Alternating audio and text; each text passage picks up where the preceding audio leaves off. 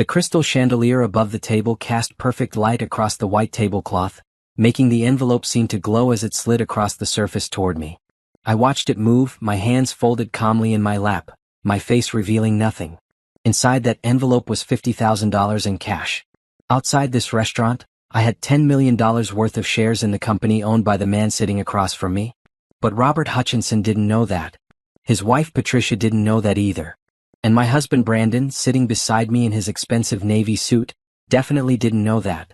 "Simone," Robert said, his voice carrying that particular tone wealthy men use when they think they're being generous.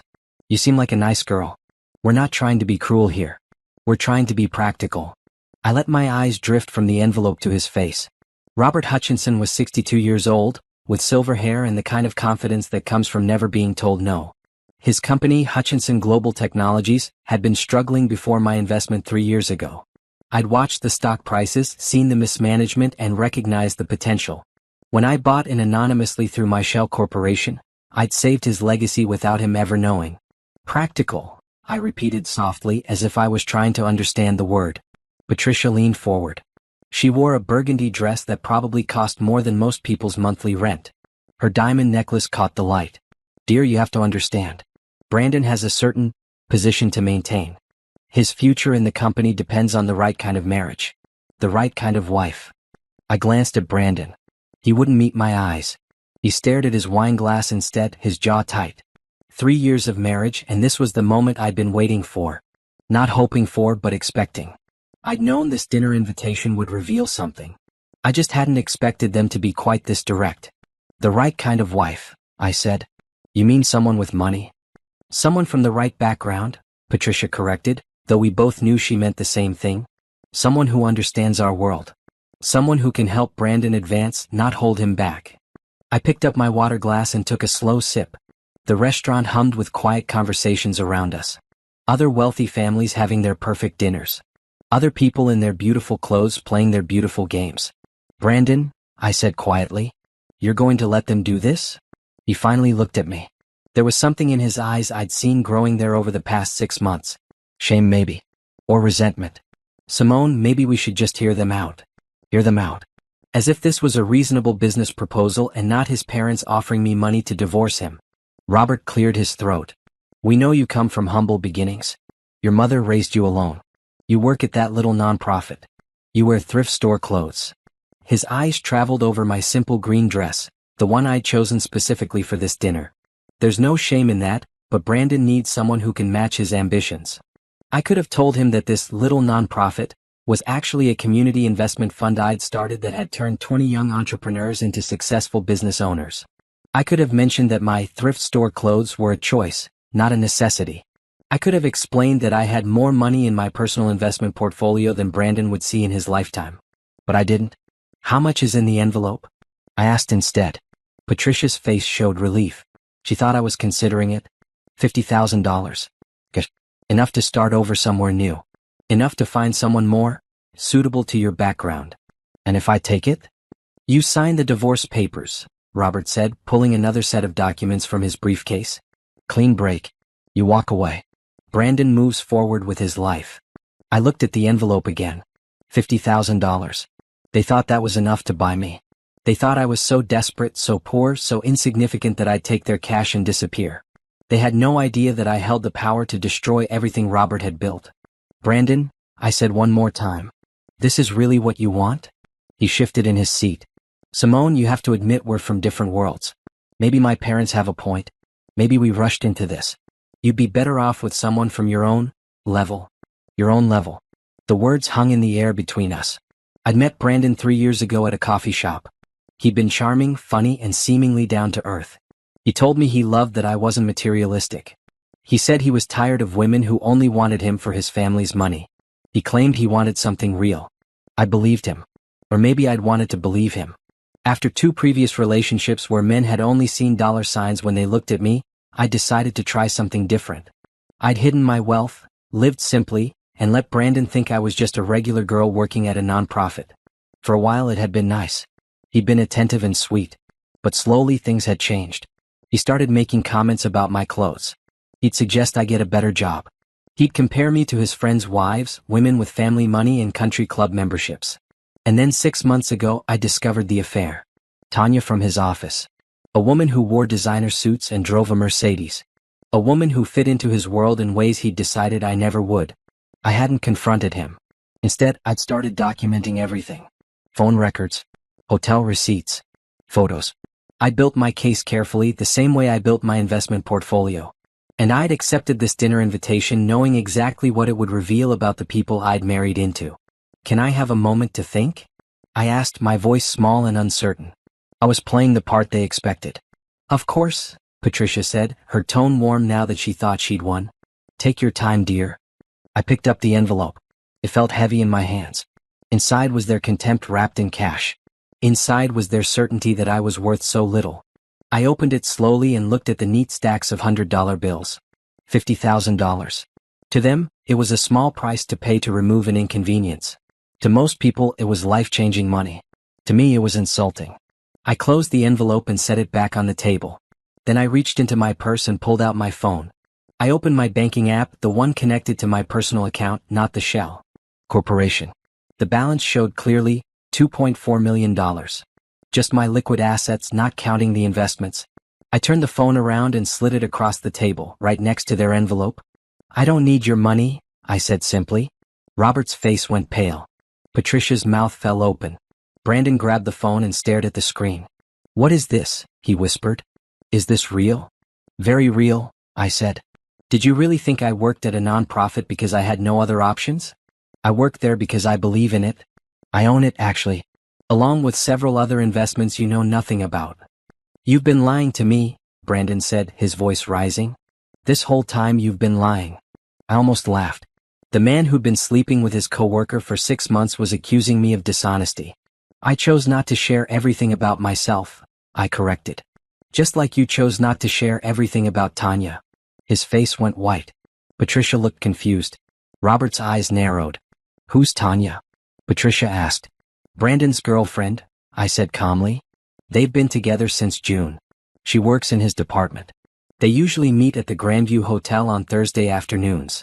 The table went completely silent. Around us, other diners continued their meals, unaware of the explosion happening at our table. Brandon stood up so fast his chair scraped loudly against the floor. You're insane. You're making things up because you're embarrassed about this dinner. Am I? I pulled another item from my purse. A small folder. Inside were printed photos. Brandon and Tanya entering the hotel. Brandon and Tanya at a restaurant across town. Text message screenshots I'd obtained through perfectly legal means. I spread them on the table like playing cards. Patricia grabbed one of the photos, her hand shaking. Robert's face had gone from pale to red. Brandon, Robert said, his voice dangerous. Tell me this isn't what it looks like. But Brandon couldn't speak. He stood there, frozen, his perfect life crumbling around him. I stood up smoothly, picking up my purse. I left the envelope on the table. Keep your money, I said. You're going to need it. My lawyer will be in touch about the divorce. And Robert. I looked directly at the man who'd thought he could buy me off. You might want to be nicer to the people you underestimate. You never know who they really are. I walked out of that restaurant with my head high, leaving them with their shock and their cash and their ruined dinner. They had no idea that the real shock was still coming. They had no idea that the anonymous investor who owned $10 million worth of Hutchinson Global Technology stock was about to make some very big demands. They had no idea that the poor, simple girl they tried to buy off was about to buy them. 3 years earlier, I'd been sitting in that same coffee shop where I met Brandon, reading investment reports on my laptop. I was 26 years old and had just made my second million through a series of smart tech startup investments. My mother had died the year before, and I was still processing the grief while trying to figure out what to do with the wealth she'd helped me build. My mother, Teresa Robinson, had been a financial advisor who'd clawed her way up from nothing. She'd raised me alone after my father left when I was 2, and she'd taught me everything about money. Not just how to make it, but how to respect it, grow it, and use it wisely. Money is a tool, not an identity, she'd always said. Don't let it define you and don't let it attract the wrong people. I'd learned that lesson the hard way. My first serious boyfriend, Tyler, had seemed perfect until he discovered my growing bank account. Suddenly, every conversation became about what we could buy, where we could travel, what he deserved as my partner. When I refused to fund his half-baked business idea, he left, calling me selfish. The second one, Marcus. Wait, I can't use that name. The second one, Greg, had been even worse. He proposed after 6 months, but I'd found his browser history showing searches for how to access wife's bank account and marital property laws. When I confronted him, he didn't even have the decency to look ashamed. After Greg, I decided to try something different. I'd hide my wealth and see if I could find someone who actually loved me for who I was, not what I had. That's when Brandon walked into the coffee shop. He'd been on his phone, frustrated, talking about a work project. When he sat down at the table next to mine, he'd noticed my laptop screen and made a joke about stock market volatility. We'd started talking. He was handsome, funny, and surprisingly humble for someone from a wealthy family. My dad's always on me about joining the family business, he'd said. But I want to make it on my own first, you know? Prove I'm not just riding his coattails. I'd like that. It seemed genuine. We'd dated for 6 months before he proposed.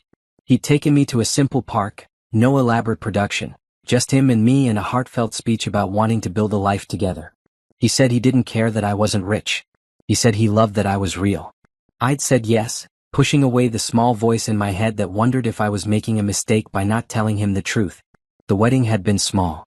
His parents had been polite but distant. I could see Patricia mentally calculating my worth based on my department store dress and lack of jewelry. Robert had asked what my father did, and when I explained he'd left when I was young, I saw the judgment in his eyes. But Brandon had held my hand and told me not to worry about them. They'll come around, he'd promised. They just need time to see how amazing you are. The first year of marriage had been mostly good. We'd lived in a modest apartment because I'd insisted I wanted to keep working and saving. Brandon had his job at his father's company, making decent money but nothing extraordinary. He'd seemed content with our simple life. But during year 2 things shifted. He started spending more time at work. He'd come home talking about office dynamics, about who was moving up and who was getting promoted. He started mentioning his co-workers' wives, women with family money who threw fundraiser galas and sat on charity boards. Tanya's wife just organized this amazing event, he'd say. Wait, Tanya's a woman in my story. Let me fix that.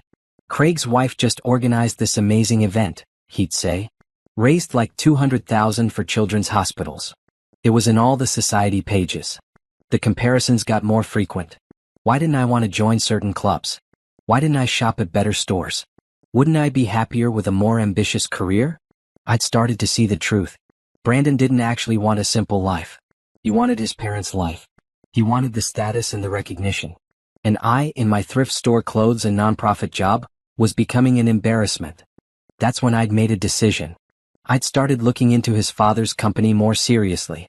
Hutchinson Global Technologies had been a mid-sized firm specializing in software solutions for healthcare systems. They'd had good products but terrible management.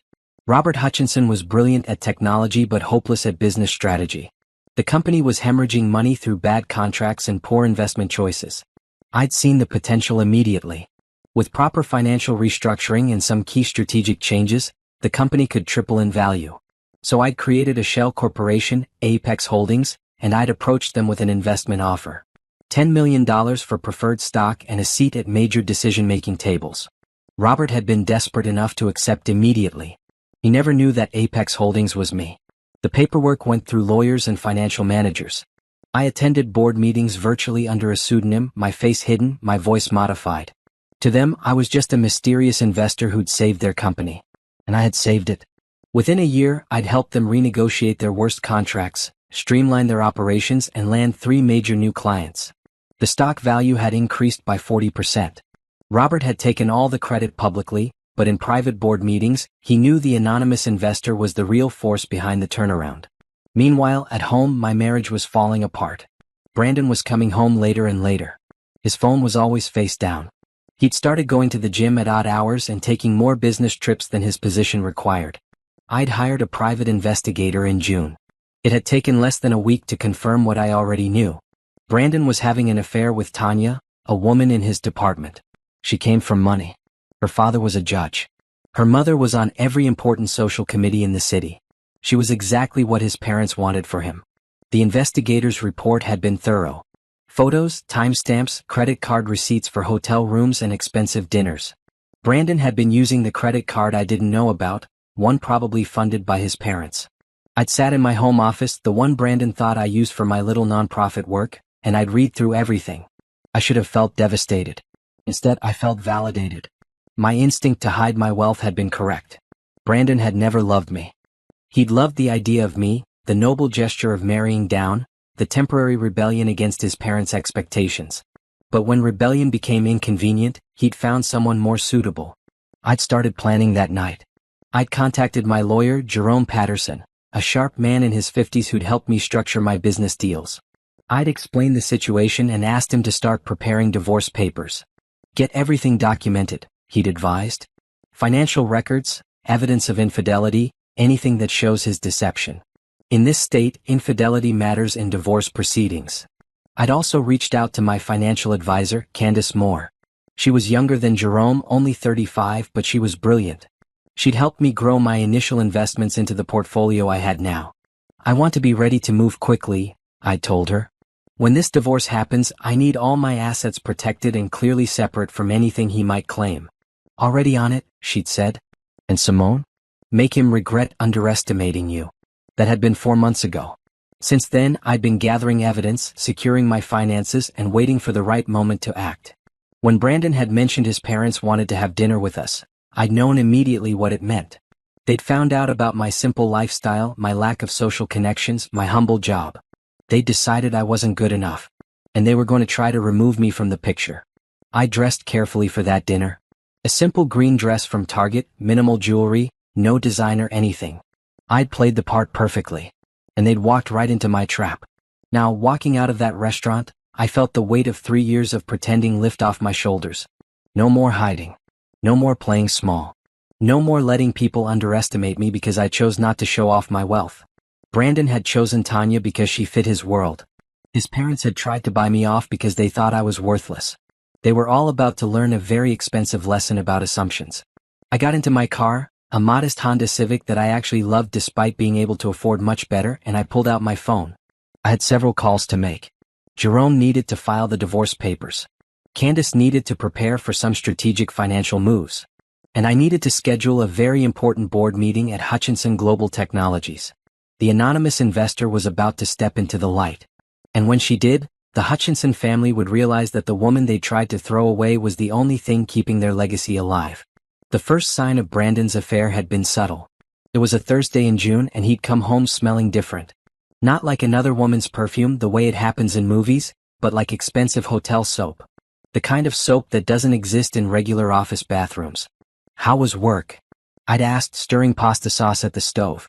Long, he'd answered, loosening his blue tie. Had to stay late for a project review. But his shirt had been freshly pressed, not wrinkled from a long day at the office. His hair had that slightly damp look of a recent shower. And his eyes hadn't quite met mine when he spoke. I'd said nothing. Instead, I'd served dinner, asked about his day, and acted like everything was normal. But inside, something had clicked into place. All the late nights, all the sudden gym memberships, all the new attention to his appearance. The pieces had been there all along. I'd just been choosing not to see them. That night, after Brandon fell asleep, I'd gone through his phone. I wasn't proud of it, but I needed to know. His messages to Tanya were careful, coded in ways that could be explained as work-related if questioned. Meeting tomorrow at the usual place? Could mean a conference room or a hotel room. Can't wait to finish our project could mean anything. But the timestamps told the real story. Messages sent at odd hours. Gaps in his location history where his phone had been turned off. Credit card charges I didn't recognize on statements that came to his office instead of our home. I'd put the phone back exactly where he'd left it and gone to my own office. That's when I'd made the first call to the private investigator. I need documentation, I'd told him. Photos, locations, times. Everything that would hold up legally if needed. His name was Frank Chin. Wait, Chin is forbidden. His name was Frank Morrison and he'd been recommended by Jerome. Most people wait until they're sure before they call me, Frank had said. You already sound sure. I am, I'd answered. I just need proof. The proof had come quickly. Within 3 days, Frank had photos of Brandon and Tanya entering the Grandview Hotel. Within a week, he had their pattern mapped out. Thursday afternoons, always the same hotel, always room 412. They'd been careful but not careful enough. Tanya was 29, 3 years younger than me. She had straight black hair always styled in a perfect bob, and she wore the kind of tailored suits that cost a month's salary for most people. Her father was Judge Harold Peterson, a name that carried weight in social circles. Her mother, Gloria Peterson, chaired half the charity boards in the city. She was perfect for Brandon. Or at least, perfect for the Brandon his parents wanted him to be. I'd watched from across the street one Thursday as they'd left the hotel separately, 20 minutes apart. Tanya had checked her reflection in a compact mirror, reapplied her lipstick, and walked to her silver Mercedes with complete confidence. Brandon had checked his phone, straightened his tie, and headed back toward his office. Neither of them had looked guilty. They'd looked satisfied. Like people who'd gotten away with something. That night, Brandon had come home and kissed my cheek. "Long day," he'd said again. "I'm exhausted." I'd nodded and served dinner.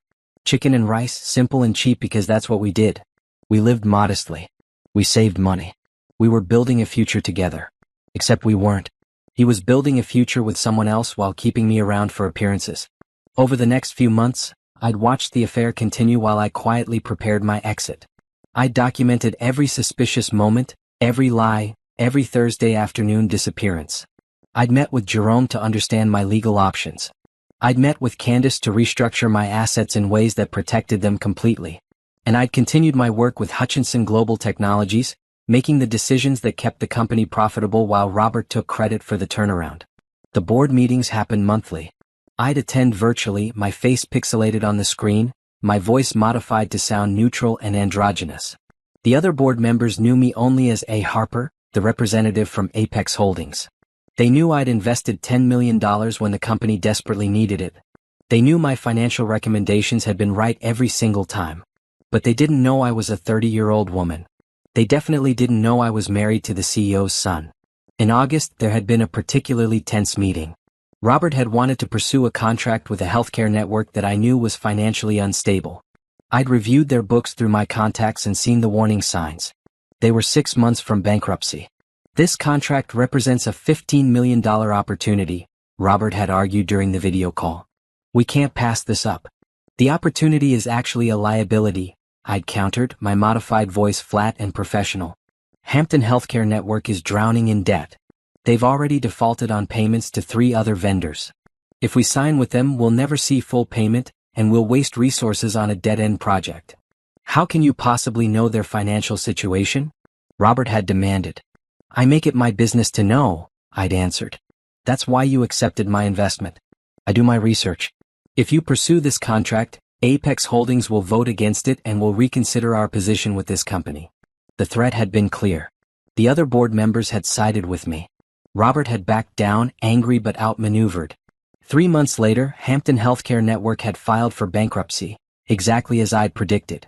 The board's trust in A. Harper had grown stronger. Robert's resentment had deepened. At home, Brandon had mentioned his father's frustration. Dad's dealing with this anonymous investor who thinks they run the company, he'd complained. Just because they put in some money, they act like they own the place. Well, don't they partially own it? I'd asked innocently. If they invested $10 million? It's the principle, Brandon had said.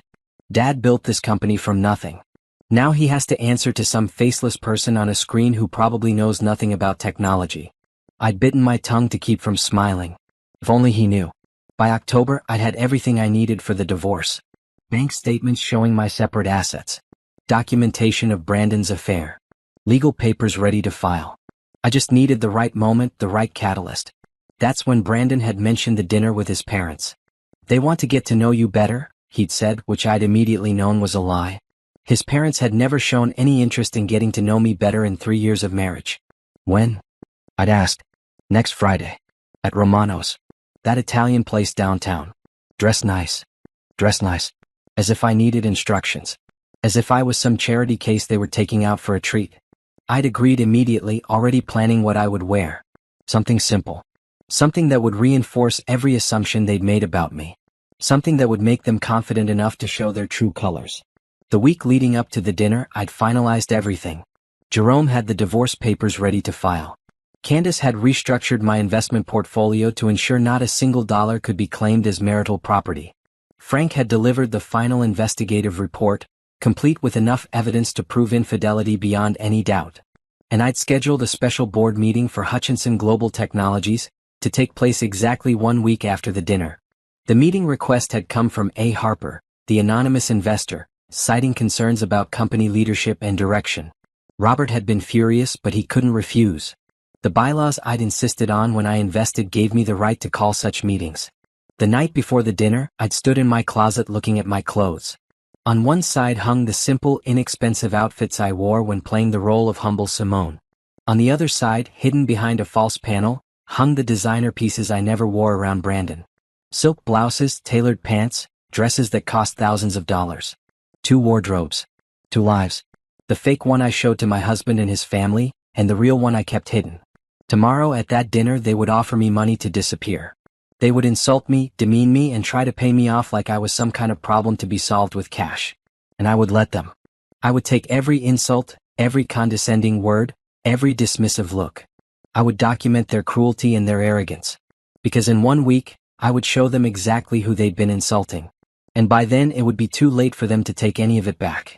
Romano's was the kind of restaurant where they didn't list prices on the menu and the waiters spoke in hushed tones. Crystal chandeliers hung from coffered ceilings. The carpet was so thick your feet sank into it. Every table had fresh roses and silver vases. This was where people came to see and be seen, where deals were made over wine that cost more per bottle than most people's car payments. I'd worn my green Target dress on purpose. It was pretty enough to be appropriate but cheap enough to be obvious. I paired it with simple flats and minimal jewelry. My hair was pulled back in a basic ponytail. No expensive salon styling, no designer accessories. I looked exactly like what they expected, a poor girl out of her depth. Brandon had picked me up wearing his charcoal suit, the one his father had bought him. He'd looked at my outfit and sighed but said nothing. The drive to the restaurant had been silent except for the radio. "Just be polite," he'd finally said as we pulled into the valet parking area. "My parents want to talk about some things." "What things?" I'd asked, though I already knew. "Just family stuff. The future. Don't make a scene. Don't make a scene." As if I was the one who should be worried about behavior. As if I was the problem. Robert and Patricia had already been seated when we arrived. The hostess had led us to a corner table, private and secluded. Perfect for a conversation you didn't want overheard. Patricia had looked at my dress with barely concealed disappointment. Robert had shaken my hand with the grip of someone touching something distasteful but necessary. "Simone," Patricia had said, her voice dripping with false warmth. "So glad you could join us." As if I'd had a choice. As if this was a friendly family dinner and not an ambush. We'd ordered appetizers I barely tasted.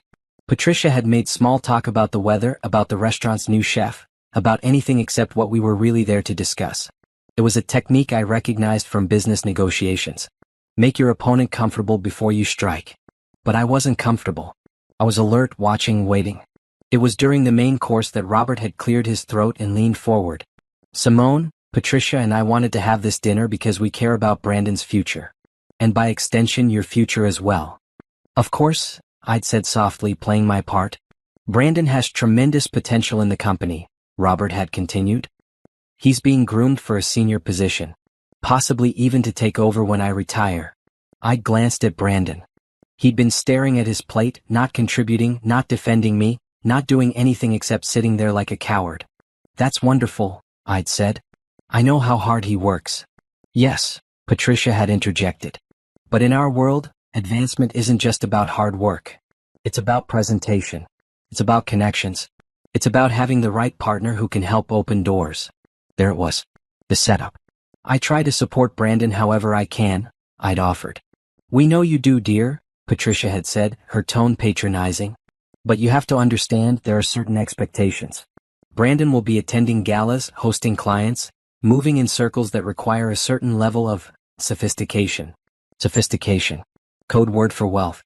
Code word for status. Code word for everything I supposedly lacked. "I can learn," I'd said, keeping my voice small and uncertain. "I can try to fit in better." "It's not about learning," Robert had said bluntly. "It's about belonging.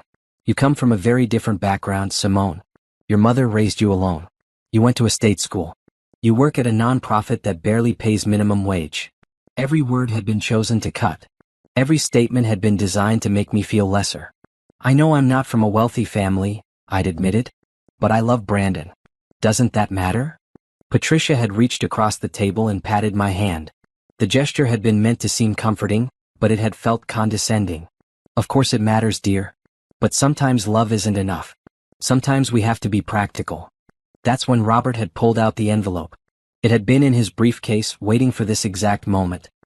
He'd placed it on the table between us, and even without opening it, I'd known what was inside. "We want to help you," Robert had said. "We want to help you start fresh somewhere new. Somewhere you might find someone more suited to your situation." I'd stared at the envelope, letting the silence stretch. Let them think I was processing. Let them think I was hurt and confused. "How much?" I'd finally asked, my voice barely a whisper. $50,000, Patricia had said. "Enough to move, to start over, to find a new path. All you have to do is sign divorce papers and leave quietly. No drama. No social media posts. No attempts to contact Brandon or embarrass the family." I'd looked at Brandon again. "You knew about this?" He'd shifted in his seat. "Simone, maybe it's for the best. We've been growing apart anyway. This way we can both move on to better situations." Better situations. He meant situations where he could be with Tanya, where he could have the kind of wife his parents approved of, where he didn't have to be embarrassed by his poor spouse. "You've been cheating on me," I'd said, not as an accusation but as a simple statement of fact. The table had gone still. Patricia's smile had faltered. Robert's eyes had narrowed. "That's ridiculous," Brandon had said quickly. "You're being paranoid." "Am I?" I'd reached into my purse, moving slowly, deliberately. "Because I have photos that say otherwise." The envelope full of money had still been sitting on the table. I placed my folder next to it. The contrast had been perfect. Their bribe and my truth side by side. Patricia had grabbed one of the photos, her manicured nails clutching the paper. It had shown Brandon and Tanya entering the Grandview Hotel, his hand on her back, her face turned toward him with obvious affection.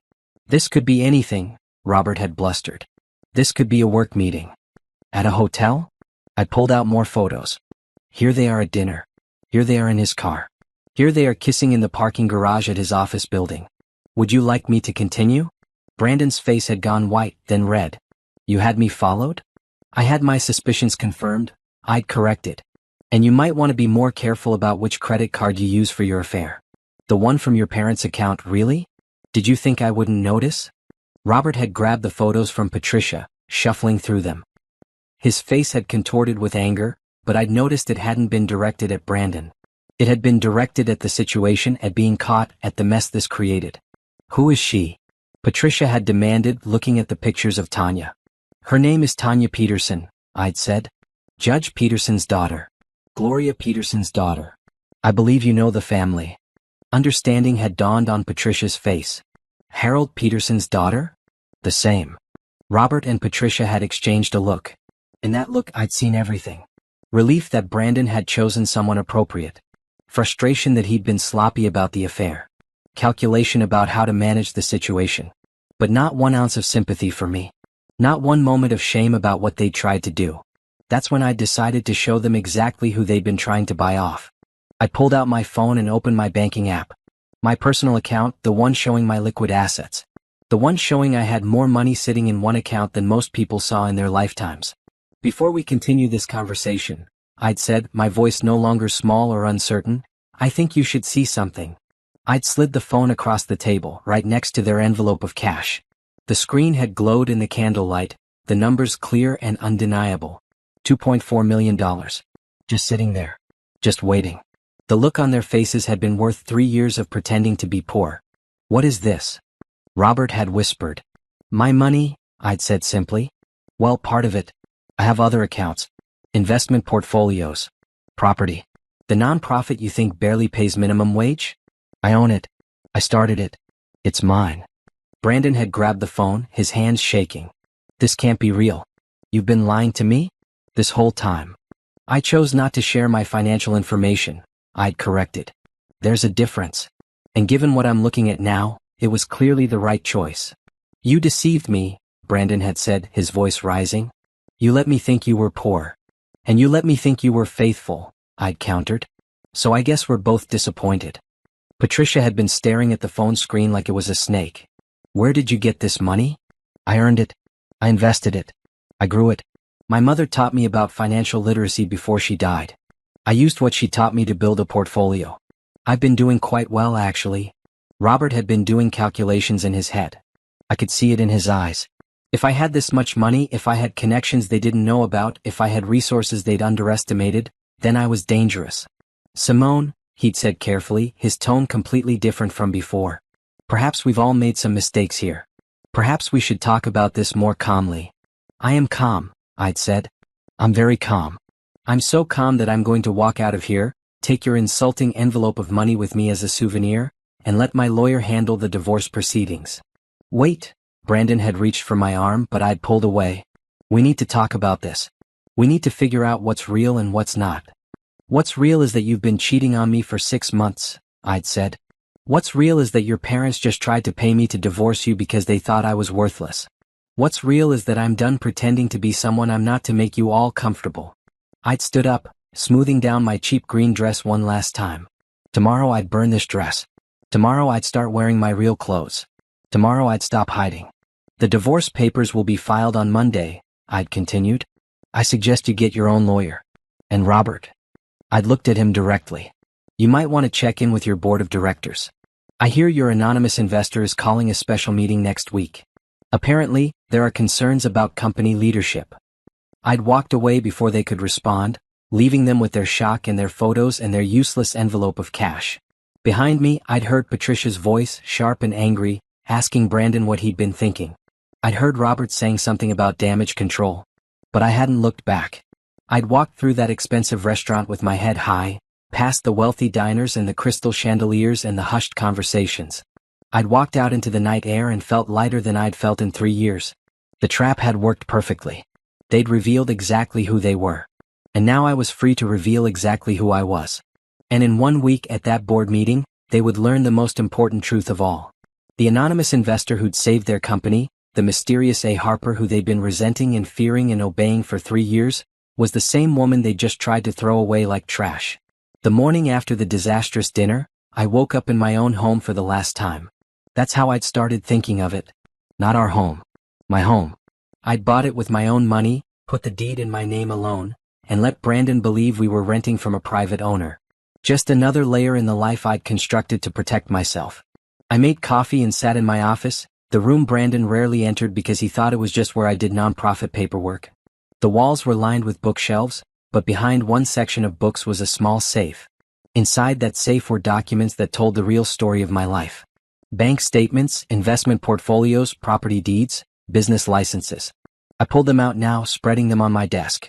Time to stop hiding. My mother, Teresa, had been brilliant with money. She'd grown up in poverty, raised by a grandmother who'd survived on Social Security and food stamps. Teresa had sworn she'd never be poor again, and she'd kept that promise. She'd put herself through community college while working 2 jobs, then transferred to a state university for a finance degree. By the time I was born, she was working as a financial advisor at a small firm. She'd raised me alone after my father left. I had vague memories of him, mostly just the sound of arguing and the smell of whiskey. When I was 3, he disappeared completely, leaving us with nothing but debt. Teresa had paid it off within 2 years while also saving for my future. Money is freedom, she told me constantly. It's not about being rich. It's about having choices. About not being trapped by someone else's decisions. She taught me about compound interest when I was 8. About the stock market when I was 10. About real estate investment when I was 12. By the time I was 14, I had my own investment account with money from summer jobs, growing steadily under her guidance. Don't tell anyone about this, she'd warned me. People treat you differently when they know you have money. Some try to use you. Some resent you. Very few actually see you for who you really are.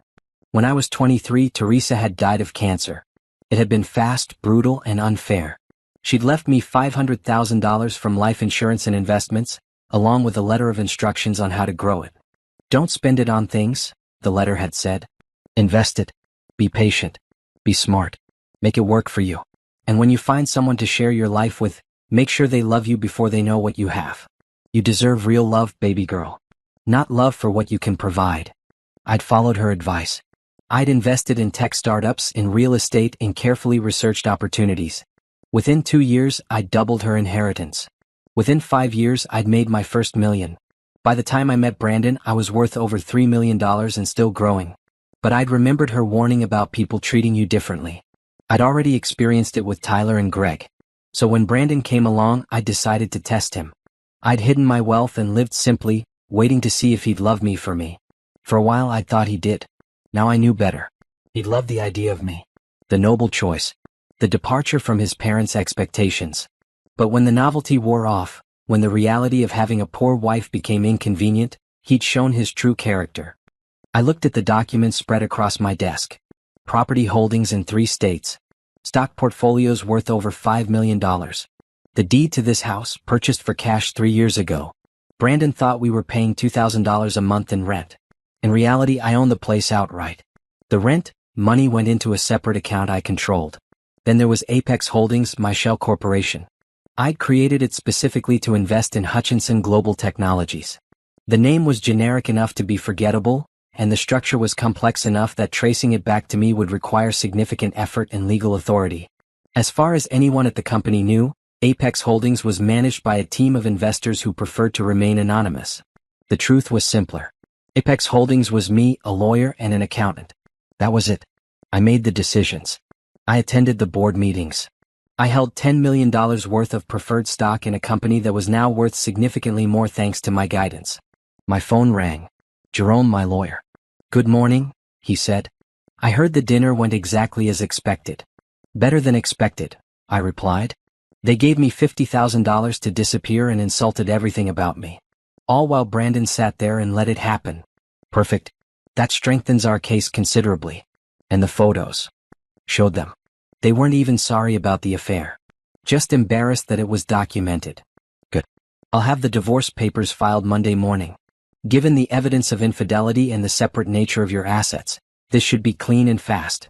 He has no claim to anything you own. What about his claim that I deceived him by hiding my wealth? Jerome laughed. That's not grounds for anything. You weren't married when you earned that money. You kept it in your own name. You never commingled funds or made joint investments. As far as the law is concerned, you simply maintained your financial privacy, which is your right. And the prenup I refused to sign when his parents pushed for one? Works in your favor. You told them at the time that you had nothing to protect and saw no need for one. Turns out you had plenty to protect, but that doesn't change the legality. No prenup means no prenup. Your assets are yours. After I hung up with Jerome, I called Candace. The board meeting is set for next Friday, she said without preamble. Robert is furious. He's been trying to reach A. Harper all week, but of course A. Harper isn't taking his calls. What's the agenda? I asked. Leadership review. Financial oversight. Strategic direction. All the things that sound official and boring but actually give you the power to make significant demands. And my identity reveal? Saved for the end. Maximum impact. I've prepared the presentation materials. When you tell them who you are, they'll see your credentials, your track record, your holdings. They won't be able to dismiss you. How many board members will be there? All 7. Plus Robert as CEO and his CFO. It's going to be a full house. Perfect. I want witnesses. That afternoon I started packing. Not everything, just the essentials for now. Clothes, personal items, documents. I'd come back for the rest later with movers. I'd already rented a beautiful apartment downtown, a 2-bedroom with floor-to-ceiling windows and a view of the city. The rent was $4,000 a month, twice what Brandon thought we paid here. I'd signed the lease in my own name and put down 6 months in advance. I was standing in the closet, pulling my designer clothes from their hiding place, when I heard the front door open. Brandon was home early. Simone, he called. I didn't answer. I just continued packing, methodically folding silk blouses and tailored pants into boxes. Real clothes. Expensive clothes. The wardrobe I'd been hiding for 3 years. He appeared in the bedroom doorway and stopped short. What are you doing? Packing, I said without looking at him. Where did those clothes come from? He stared at the designer pieces I was folding. I've never seen any of this before. That's because I didn't wear it around you. He walked into the room, looking around like he'd entered a stranger's home. Simone, we need to talk about last night. No, we don't. I'm sorry about my parents. I'm sorry about the money. That was wrong of them. You're sorry they embarrassed you, I corrected. You're not sorry they tried to buy me off. You were going to let them do it. I was confused. I was angry that you'd been lying about having money. I finally looked at him. You were angry? You've been sleeping with Tanya for 6 months, and you're angry that I kept my finances private? That's different. How? He couldn't answer. He just stood there watching me pack, his face cycling through confusion, anger, and something that might have been regret. How much money do you actually have? He finally asked. More than you'll ever see, I replied. and none of it is yours. We're married. In this state, marital property is divided. Good thing all my money is separate property then. Earned before the marriage. Kept in my own accounts. Never commingled with anything you had access to. My lawyer assures me you have no claim to any of it. His face went pale. You've already talked to a lawyer? Of course I have. Do you think I walked into that dinner unprepared? I knew exactly what your parents were going to do. I knew you'd let them do it. I've been ready for this divorce for months. Months? He sat down on the edge of the bed. When did you find out about Tanya? June. The first Thursday you came home smelling like hotel soap. He put his head in his hands. Why didn't you say anything? Because I wanted to know how long you'd keep lying. I wanted to document everything. And I wanted to see if you'd defend me when your parents attacked. You failed every test, Brandon. I love you, he said, but it sounded hollow even to him. No, you don't. You love the idea of me. You loved rebelling against your parents. But you never loved me. If you had, you wouldn't have been embarrassed by my cheap clothes. You wouldn't have compared me to other men's wives. And you definitely wouldn't have cheated on me with someone who fits better into your world. Tanya means nothing to me. Then you're worse than I thought. You risked your marriage for nothing. I closed the box I'd been packing and reached for another. Brandon sat there watching me, and I could see him trying to figure out his next move. He was calculating, wondering if there was a way to salvage this. Not because he loved me, but because he was starting to realize what he was losing. The house, he said suddenly. We can't afford to keep the house if we divorce. I can, I said. Since I own it. What? I bought this house 3 years ago. The day we got married. I put it in my name alone. We're not paying rent. We've never been paying rent. You've been depositing your half of rent into an account I control, which I'll return to you, minus the actual expenses of maintaining this place. He looked around the bedroom like seeing it for the first time. You bought this house? With cash. No mortgage. It's mine. I've been living in your house this whole time? Yes. And tomorrow you'll start living somewhere else. I'd suggest going to your parents' place. I'm sure they have a guest room. He stood up abruptly. You planned all of this. You set me up. I protected myself. There's a difference. You set yourself up when you decided to cheat. I just made sure I'd be okay when it all fell apart. Who are you? He asked, and for the first time he sounded genuinely curious rather than angry. I'm someone who learned early that money is freedom, I said. I'm someone who got tired of men seeing dollar signs instead of a person. I'm someone who wanted to find love before revealing wealth. And I'm someone who is very, very good at keeping secrets when necessary. What other secrets do you have? I smiled. You'll find out soon enough. Now please leave. I have packing to do. He walked to the door, then turned back. Tanya and I are done, by the way. I ended it last night. Good for you. Maybe try being single for a while. Figure out who you actually are instead of who your parents want you to be. My father is already trying to do damage control. He's worried about what you might say, what you might do. He should be worried. What does that mean? It means your father made a powerful enemy last night. And he doesn't even know how powerful yet. Brandon left, and I heard him gathering his things from other rooms. He was gone within an hour, the front door closing behind him with finality. I stood in the suddenly quiet house, my house, and felt the last weight of pretending fall away. My phone buzzed with a text from Candace. The board meeting presentation is ready. You're going to blow their minds. I texted back, that's the plan. 1 week. In 1 week, the Hutchinson family would learn the truth. In 1 week, the anonymous investor would step into the light. In 1 week, everything would change. And I couldn't wait. Monday morning started with Jerome filing the divorce papers. By noon, Brandon had been served at his office. By 3 p.m., I had 27 missed calls from various Hutchinson family members. I ignored them all.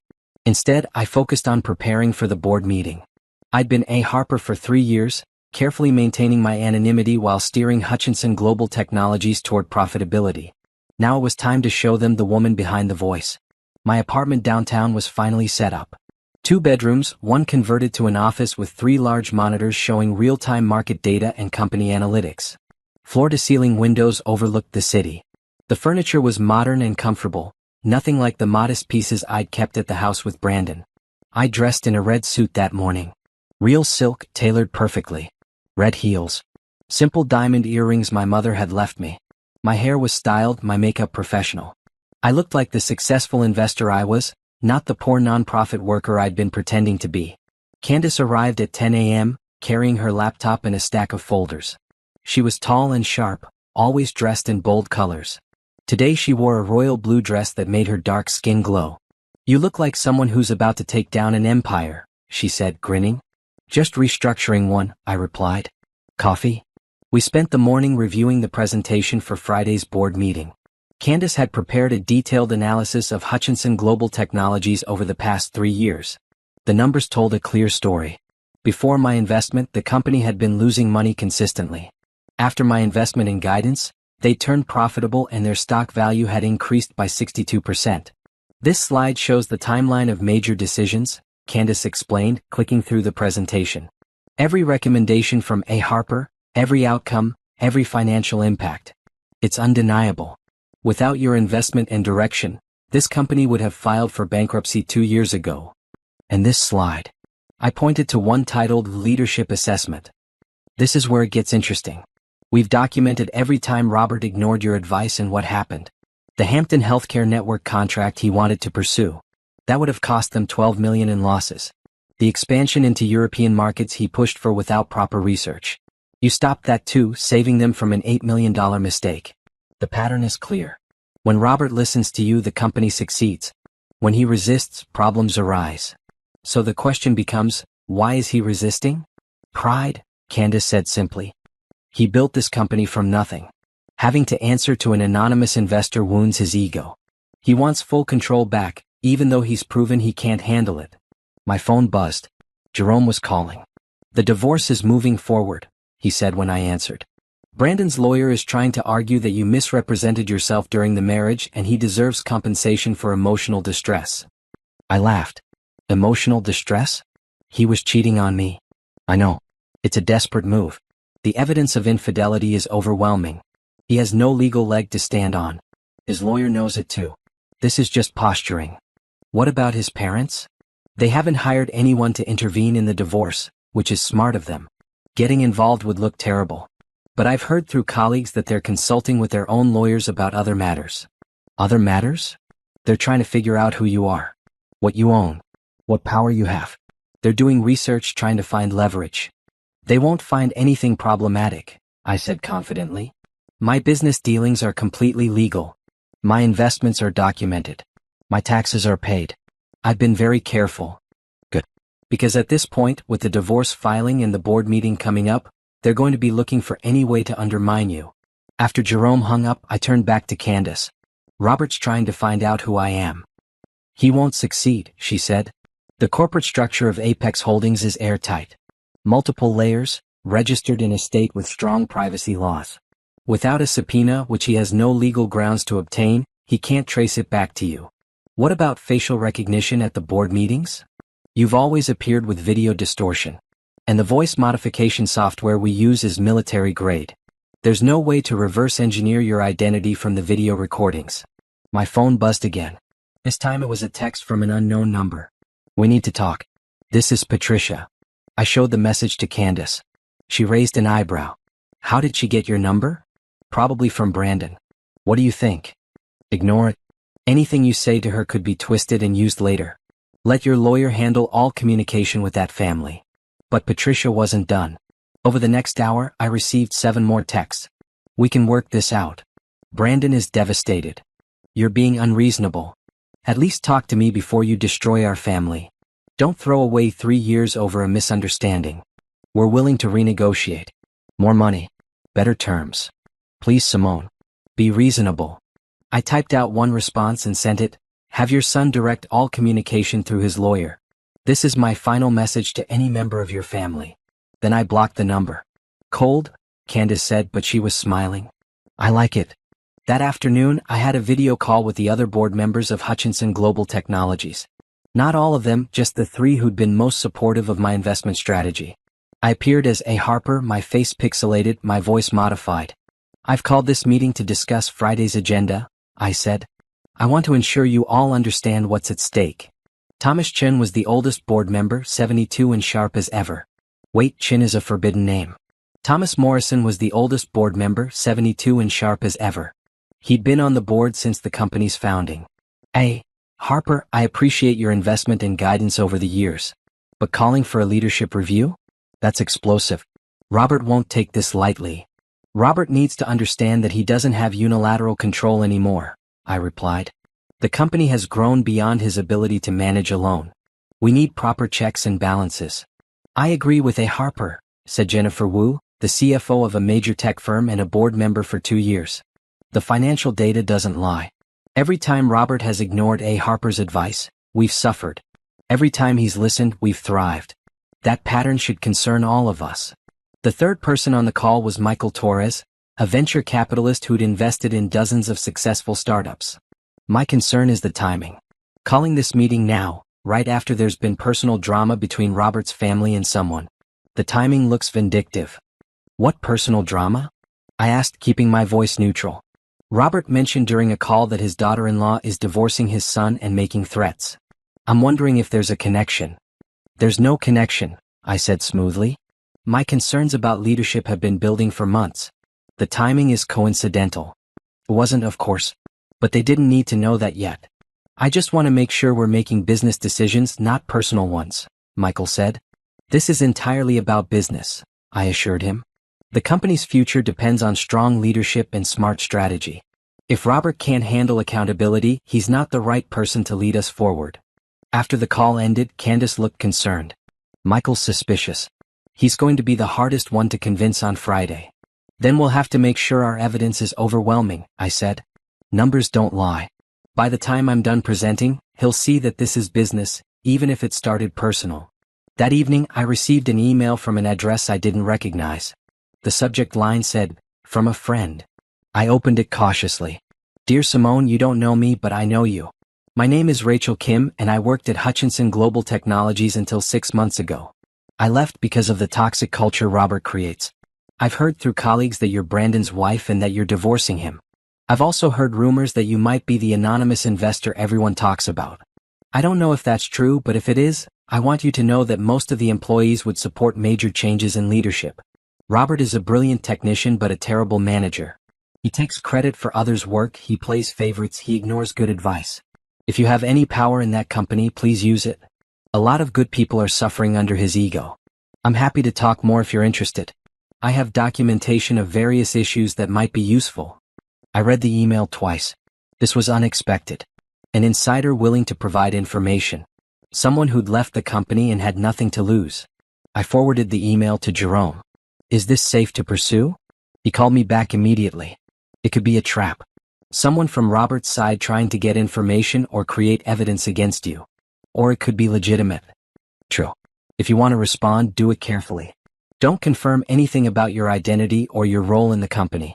Just express general interest in her experience." I typed out a careful response. "Thank you for reaching out. I'm interested in hearing about your experiences at the company. Would you be willing to have a confidential conversation?" Rachel responded within minutes. "Absolutely. When and where?" We agreed to meet Wednesday afternoon at a coffee shop far from the business district. Neutral territory where we were unlikely to be seen by anyone who knew either of us. Tuesday was quiet. I spent the day reviewing financials and preparing additional materials for the board meeting. Jerome called with an update that Brandon's lawyer was requesting a settlement conference, hoping to negotiate rather than go to trial. "What are they offering?" I asked. "They want to keep this out of court. Bad publicity for everyone involved. They're willing to accept a quick divorce with no financial claims from Brandon, as long as you sign an NDA agreeing not to discuss the marriage or the family publicly." "I don't need an NDA. I'm not planning to trash them publicly anyway." "Good. I'll tell them we'll accept those terms. We can have this wrapped up in 30 days. Wednesday morning, I received a call from an unknown number. Against my better judgment, I answered. "Simone."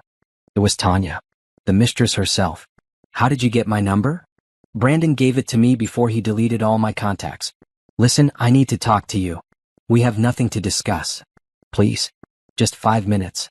I need you to understand something." I should have hung up. Instead, curiosity got the better of me. "Fine. 5 minutes. "I'm sorry," she said, and she actually sounded sincere. "I'm sorry for the affair. I'm sorry for hurting you. I never meant for it to go this far." "Then why did it?" "Because I'm weak. Because Brandon pursued me and I was flattered. Because I liked the attention from someone whose family had money and power. I'm not proud of any of it." "Why are you telling me this?" Because Brandon's been calling me, crying, begging me to help him get you back. He thinks if I apologize to you, if I explain that it was all my fault, you'll forgive him. That's ridiculous. I know. That's why I'm calling. To tell you that you shouldn't forgive him. He's not worth it. He used me the same way he used you. He wanted a poor wife to rebel against his parents, and he wanted a rich mistress to make himself feel successful. He's shallow and selfish, and you're better off without him. I appreciate the honesty, but this doesn't change anything. I know. I just wanted you to know the truth. And also, she paused. His parents. They're planning something. I overheard Patricia on the phone yesterday talking about finding ways to discredit you. She mentioned hiring investigators to look into your finances. Let them investigate, I said confidently. They won't find anything illegal. She also mentioned something about the company. About the anonymous investor. She said Robert was obsessed with figuring out who it is because he wants to buy them out. Get rid of them completely. This was interesting. Did she say anything else? Just that Robert is planning to make a big announcement at the board meeting Friday. Something about a new strategic direction that doesn't include outside interference. Thank you for telling me. I really am sorry, Simone. For whatever that's worth. She hung up. I sat there processing the information. Robert was planning a counterattack. He was going to try to take control of the board meeting, make his own announcements, and push me out. He had no idea he was walking into an ambush. I called Candace immediately. Change of plans for Friday. We need to go first before Robert has a chance to speak. Can we restructure the agenda? As the one who called the meeting, you have the right to present first. I'll send out an updated agenda today. That afternoon, I met Rachel Kim at the coffee shop. She was 35, professionally dressed in a green blazer, and she carried a leather folder thick with documents. Thank you for meeting with me, she said as we sat down at a corner table. I wasn't sure you would. Why did you reach out? I asked directly. Because I've been hearing rumors. People talk. Some of the employees know about your divorce from Brandon. Some of them are putting pieces together. And there's been speculation for years about who the anonymous investor is. When I heard your name, something clicked. What clicked? Simone Robinson. I remembered that name from somewhere, so I did some research. Your mother was Teresa Robinson, one of the best financial advisors in the region. She had a reputation for brilliant investment strategies. When she died, people in financial circles talked about it. And they talked about her daughter who'd inherited her gift for numbers. I said nothing, just waited. I'm not trying to expose you, Rachel continued. I'm trying to help you. If you are the investor everyone's been following for 3 years, then you need to know what you're walking into on Friday. Robert is furious. He's been telling people that the anonymous investor is trying to take over the company. He's been building support among some board members, convincing them that outside interference is bad for business. But the company has thrived under outside guidance. I know that. You know that. The numbers prove it. But Robert is charismatic. He's good at making people doubt their own perceptions. He's going to fight you hard. She opened her folder. These are documents I kept when I worked there. Reports that Robert altered before presenting to the board. Emails where he took credit for strategies you suggested. Financial projections he manipulated to make his ideas look better. If you're going into battle on Friday, you need ammunition. I looked through the documents. They were damning. Clear evidence of Robert's dishonesty and ego. Why are you giving me these? Because I liked working there until Robert made it impossible.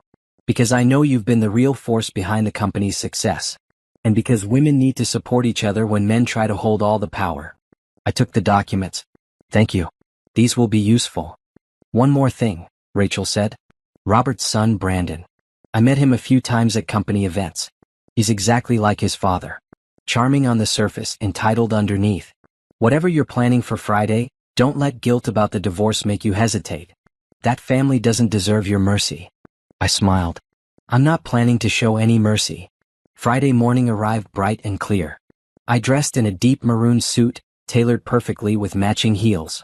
My hair was styled in loose waves. I wore the diamond earrings my mother left me and a simple gold watch.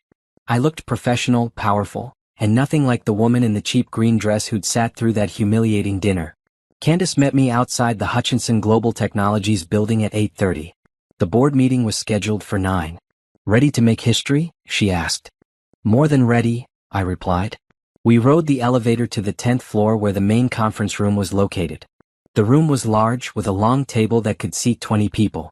Windows lined one wall, giving a view of the downtown skyline.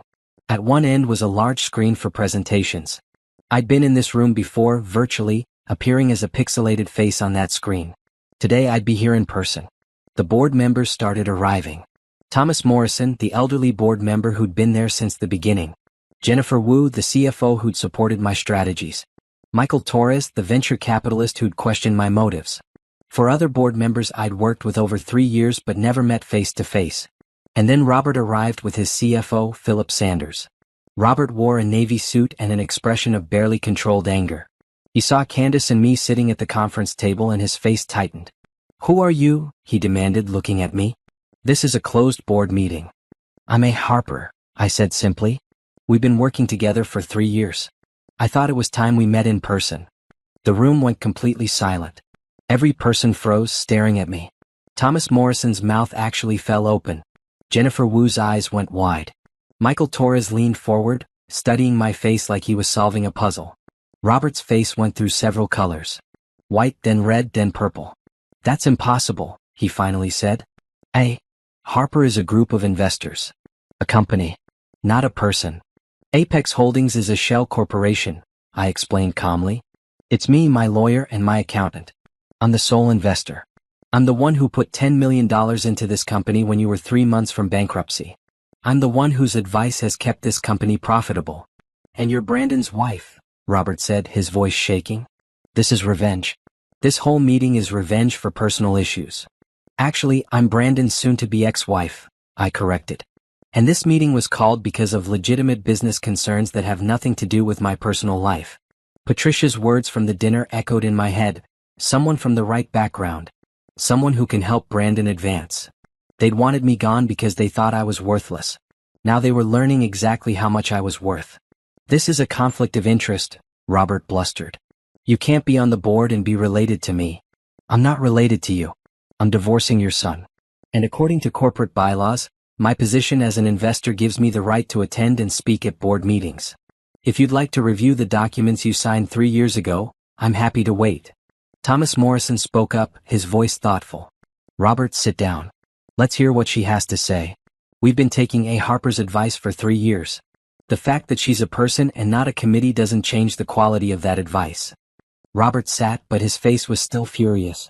Philip, his CFO, looked nervous. The other board members were watching me with a mixture of curiosity and calculation. Candace stood and moved to the computer controlling the presentation screen. "If everyone's ready, we'd like to present our findings on company leadership and strategic direction." The first slide appeared. Hutchinson Global Technologies, 3 years of transformation. I stood and walked to the front of the room, commanding the space the way my mother had taught me. 3 years ago this company was failing. Poor financial management, bad strategic decisions, and declining client confidence were pushing you toward bankruptcy. I invested $10 million and agreed to serve as an advisor. Let's look at what happened next. The next slide showed financial charts. Red lines turning to green. Losses becoming profits. Declining stock value reversing into steady growth. In the first year, we restructured your contracts, eliminated redundant operations, and focused on your core competencies. Profit increased by 30%. In year 2, we landed 3 major new clients and your stock value increased by 42%. This year, you're on track to double your profit from 3 years ago. Michael Torres interrupted. "We all know the company improved. The question is, how much of that was your guidance versus Robert's leadership?" "I'm glad you asked," I said. Candace clicked to the next slide. This chart shows major decisions over the past 3 years. Green marks indicate recommendations from A. Harper that were implemented. Red marks indicate decisions made by Robert against my advice. Blue marks indicate collaborative decisions. The screen showed a timeline with dozens of marks. The green marks were followed by positive outcomes. Increased revenue, successful contracts, good press. The red marks were followed by problems. Failed negotiations, wasted resources, client complaints. "The Hampton Healthcare Network contract," I said, pointing to a red mark. "Robert wanted to pursue a $15 million contract with them. I advised against it because my research showed they were financially unstable. Robert argued with me in 3 separate board meetings. Eventually the board sided with me. 6 months later, Hampton declared bankruptcy. If we'd signed that contract, we'd have lost millions." I clicked to another slide. The European expansion. Robert wanted to open offices in 4 countries with minimal market research. I suggested starting with 1 country as a test market. He called me overly cautious. The board agreed with me. We opened 1 office in Germany, discovered significant cultural and regulatory challenges, and were able to adjust our approach. If we'd opened 4 offices simultaneously, the cost of failure would have been catastrophic. Slide after slide, I presented evidence. Every time Robert had listened to me, success followed. Every time he'd resisted, problems emerged. The pattern is undeniable, I concluded. This company succeeds when leadership accepts input and guidance. It struggles when ego overrides data. Robert stood up. This is character assassination. You're cherry-picking examples to make me look bad. These aren't cherry-picked, I replied calmly. These are every major decision over 3 years. The data is in the appendix of the presentation. Every board member has access to the full records. You've been manipulating this company, Robert said. Controlling decisions behind a screen. Never showing your face. Now you reveal yourself and expect us to just accept that you've been pulling the strings. I haven't been pulling strings. I've been providing advice based on careful research and financial expertise. The board has always had the final vote. I simply made recommendations. Recommendations that served your own interests. My interests are the company's success, I said. When the company succeeds, my investment grows. When the company fails, I lose money. Everything I've recommended has been about long-term sustainable growth. Jennifer Wu spoke up. Robert, I understand you're upset about the personal situation with your family. But Simone is right about the business results. The numbers don't lie. Harper has been the best thing that happened to this company. This is my company, Robert said, his voice rising. I built this from nothing. I'm not going to let some vengeful ex-daughter-in-law destroy what I created. No one's trying to destroy anything, I said. But the company has outgrown single-person leadership. It needs checks and balances. It needs accountability. What are you proposing? Thomas Morrison asked. I nodded to Candace, who clicked to the next slide. Proposed leadership restructure. I'm proposing that Robert remain as CEO but with enhanced board oversight. Major strategic decisions require board approval. Financial decisions over $1 million require investment committee approval. And company performance is reviewed quarterly with concrete metrics. That's insulting, Robert said. You're trying to strip me of power in my own company. I'm trying to protect the company from unchecked decisions that could harm it, I corrected. You're brilliant at technology, Robert. But you've proven repeatedly that you struggle with financial strategy and long-term planning. This structure lets you focus on what you're good at while ensuring the company remains stable. And what if I refuse? I met his eyes directly. Then I'll vote to remove you as CEO. I hold $10 million in preferred stock, which gives me significant voting power. Combined with board members who've seen the evidence today, I have the votes to make that happen. The room went silent. The threat hung in the air, clear and undeniable. I wasn't bluffing. I had the power to remove him, and everyone in the room knew it. Robert's face had gone pale. You planned this. The marriage, the divorce, everything. You planned this whole thing to take over my company. Actually, the marriage was real, I said quietly. I loved your son. I thought he loved me.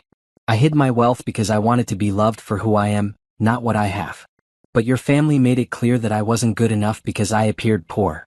You offered me $50,000 to disappear. You insulted everything about me. And your son cheated on me for months while letting you demean me. I walked closer to Robert, my heels clicking on the floor. So yes, I'm angry. Yes, this is partially about how your family treated me. But it's also about business. You're a liability to this company. Your ego endangers everyone who works here. And I'm not going to stand by and watch you destroy something I helped save. Patricia's face from the dinner flashed in my mind. Her condescending pat on my hand. Her assumption that I was worthless.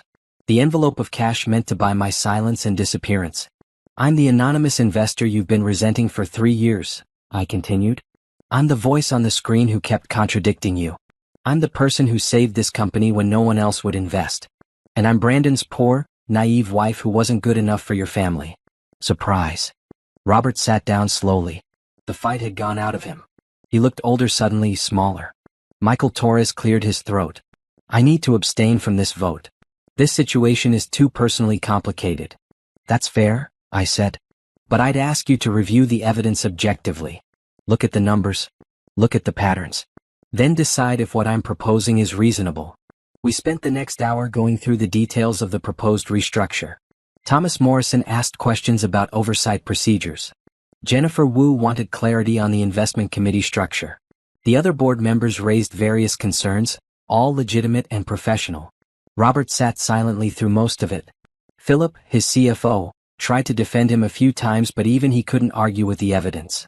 Finally, Thomas called for a vote. All in favor of implementing the proposed leadership restructure? 5 hands went up immediately. Jennifer, Thomas, and 3 others. Michael abstained as promised. The remaining board member voted no, clearly loyal to Robert. Motion passes 5-1 with 1 abstention, Thomas said. Robert, you'll remain as CEO but under the new oversight structure. We'll review performance quarterly starting next month. Robert stood slowly. I need some air, he said, his voice defeated. He walked out of the conference room without looking at anyone. After he left, several board members came over to introduce themselves properly to me. They shook my hand, thanked me for my investment, and expressed relief that the leadership issues were being addressed. That took courage, Jennifer said quietly.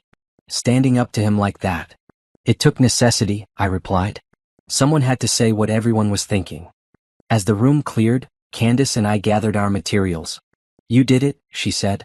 You actually did it. We did it, I corrected. This was a team effort. My phone buzzed with a text from Jerome. Divorce papers signed. It's official. Congratulations on your freedom. I looked out the window at the city below. Somewhere down there, Brandon was processing that his wife had just taken control of his father's company. Somewhere, Patricia was realizing that the woman she tried to buy off was now more powerful than her entire family. And somewhere, I was finally free to be exactly who I was. No more hiding. No more pretending. No more making myself small to fit someone else's expectations. The woman they'd underestimated had just changed everything. The afternoon after the board meeting, I returned to my apartment and collapsed on the couch. The adrenaline that had carried me through the morning was fading, leaving me exhausted but satisfied. My phone had been buzzing nonstop with calls and texts, none of which I answered. Candace had stayed behind to handle paperwork and schedule follow-up meetings. Jerome had sent the finalized divorce documents. And somewhere in the city, the Hutchinson family was reeling from the revelations. I allowed myself 1 glass of wine and a moment to process everything that had happened. 3 years of marriage, ended. 3 years of pretending, finished. 3 years of manipulation and lies, exposed. My phone rang again. This time it was a number I recognized, Brandon. Against my better judgment, I answered. What do you want? I need to see you. His voice sounded hollow. Please, Simone. Just once more. There's nothing left to say. There's everything to say. I didn't know. I didn't know who you were. I didn't know what you could do. If I had known. If you had known I was rich, you wouldn't have cheated? I interrupted. You wouldn't have let your parents insult me? Brandon, that's exactly the problem. You only value people based on their money. That's not fair. It's completely fair. You fell in love with the idea of rebelling against your parents by marrying someone poor. When that got boring, you cheated with someone rich. You never actually loved me. You loved what I represented. I'm sorry, he said, and he actually sounded like he meant it. I'm sorry for all of it. The affair, the dinner, everything. I was weak. I was shallow. You deserved better. I did, I agreed. And now I'm getting better. The divorce is final, Brandon. We're done. My father wants to sue you. He's talking about manipulation, about corporate espionage, about fraud. My mother is, she's humiliated. She can't believe the woman she offered money to is actually the one controlling the company. Your father has no grounds to sue me. Everything I did was legal. And your mother's humiliation is her own fault. She judged me based on my appearance without knowing anything about who I actually was. What about us? Brandon asked. 3 years together. That has to mean something. It means I learned valuable lessons about hiding who I am. It means I won't make the same mistake twice. And it means you need to figure out who you are without your parents' influence. I love you, he said, but the words felt empty. No, you don't. You love the idea that you lost something valuable. There's a difference. Goodbye, Brandon. I hung up before he could respond and blocked his number. Whatever guilt I might have felt about the divorce evaporated in that moment. He still didn't understand. He still saw me as a possession he'd lost rather than a person he'd betrayed. That evening, Rachel Kim called. I heard about the board meeting. People are already talking. You actually did it? You stood up to Robert Hutchinson. The numbers stood up to him, I replied. I just presented the evidence. Still, that takes guts. Do you know what this means for the company? The employees are actually hopeful for the first time in years. Robert's been untouchable for so long. Now there's accountability. That was the point. Not revenge, though that was satisfying. But actual accountability. What's next for you? Rachel asked. I'm starting my own investment firm. I've been thinking about it for years, but I was afraid to take the leap. Now seems like the perfect time. If you need someone with inside knowledge of tech companies, I'd love to talk. I've been consulting since I left Hutchinson, but I'm looking for something more stable. Send me your resume, I said. Let's have coffee next week and discuss possibilities. After we hung up, I opened my laptop and started drafting a business plan. Robinson Capital Management. Named after my mother, built on her principles. A firm that would invest in companies with solid fundamentals and help them grow through strategic guidance. No ego. No manipulation. Just smart business. My phone rang again. This time it was Candace. You need to see this, she said. Check your email. Someone leaked the board meeting story to a business journalist. I opened my email and found a link to an article published just an hour ago. Mystery investor revealed how Simone Robinson saved and now controls Hutchinson Global Technologies. The article was detailed and accurate. It explained how A. Harper had remained anonymous for 3 years, how the investment had saved the company, and how the Friday board meeting had revealed A. Harper to be Simone Robinson, daughter of respected financial advisor Teresa Robinson, and estranged wife of Robert Hutchinson's son. Who leaked this? I asked. No idea, but it's already getting attention. Your name is trending on business Twitter. People are calling you a genius. Others are saying you're vindictive. Everyone's talking. I read through the comments on the article. Some praised my investment acumen. Others criticized the personal connection to the Hutchinson family. Several called me inspirational for standing up to corporate ego. A few accused me of manipulation. This is actually good for us, Candace continued. The story positions you as a brilliant investor who saved a failing company. Your new firm will have instant credibility. She was right. What could have been a scandal was instead becoming a success story. The poor wife who turned out to be a financial genius. The anonymous investor who stepped into the light and demanded accountability. The woman who refused to be bought off and instead took control. My mother would have been proud. Over the next few days, I received interview requests from business magazines, podcasts, and even a few television shows. I declined most of them, accepting only a profile interview with a respected financial publication. The story would come out in 2 weeks, giving me time to launch Robinson Capital Management properly. On Wednesday, I met with a commercial real estate agent about office space. I found a beautiful suite on the 20th floor of a downtown building. Floor-to-ceiling windows, modern design, room for a team of 10. I signed a lease for 2 years. On Thursday, I hired Rachel as my first employee, Director of Technology Investments. She'd help me identify promising companies and assess their potential. On Friday, exactly 1 week after the board meeting, I received a call from Thomas Morrison. Simone, I wanted to personally thank you for what you did, he said. I've been on that board for 20 years. I've watched Robert's ego grow unchecked. I knew we needed change, but I didn't have the courage or the leverage to demand it. You did both. Thank you, Thomas. That means a lot. I also wanted to ask if you'd consider staying on the board. Your insights have been invaluable. The company needs your continued guidance. I'll stay, I decided. But only as a board member, not as CEO or in any executive role. I have my own company to run now. That's all we're asking. Your presence at quarterly reviews will be enough to keep Robert accountable. After the call, I stood at my new office windows and looked out at the city. A month ago, I'd been pretending to be poor, trapped in a failing marriage, hiding everything that made me who I was. Now I was free, successful, and building something entirely my own.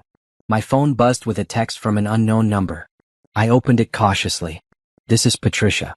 I know you blocked my calls. I just wanted to say, you were right. About Brandon. About us. About everything. We underestimated you terribly. I'm not asking for forgiveness. I'm just acknowledging that we were wrong. I stared at the message for a long moment, then deleted it without responding. Some bridges didn't deserve to be rebuilt. That weekend, I visited my mother's grave for the first time since the divorce was filed. I brought fresh flowers and sat on the grass beside her headstone. I did it, Mama, I said quietly. Everything you taught me, everything you prepared me for. I used it all. I protected myself. I stood up for myself. And I won. The wind rustled through the trees. Somewhere a bird sang. The city hummed in the distance. You were right about hiding my wealth until I found real love, I continued. But you were also right that sometimes people show you exactly who they are. Brandon showed me. His family showed me. And I finally stopped pretending not to see it. I stayed there for an hour just talking to her, telling her about the board meeting and the new company and the future I was building. When I finally stood to leave, I felt lighter. The last weight of the past had lifted. Walking back to my car, I made a decision. No more hiding. No more pretending. No more making myself small for anyone. From now on, I would be exactly who I was. Simone Robinson, daughter of Teresa Robinson, brilliant investor, successful businesswoman, and someone who refused to be underestimated ever again. 2 weeks after the board meeting, the article about me appeared in Financial Quarterly magazine. The headline read, "The Strategic Investor, How Simone Robinson Built Wealth in Silence and Changed Corporate Leadership." The article was thorough, tracing my journey from my mother's teachings through my early investments to the Apex Holdings creation and the Hutchinson Global Technologies turnaround. The journalist had done extensive research, interviewing business associates, former colleagues, and even some of my investment clients from the nonprofit. What surprised me most was the tone. Instead of sensationalizing the personal drama with Brandon and his family, the article focused on my investment philosophy and business acumen. There was one paragraph about the marriage and divorce, positioned simply as context, not as the main story. Robinson represents a new generation of investors, the article concluded. Smart, strategic, and uninterested in traditional displays of wealth.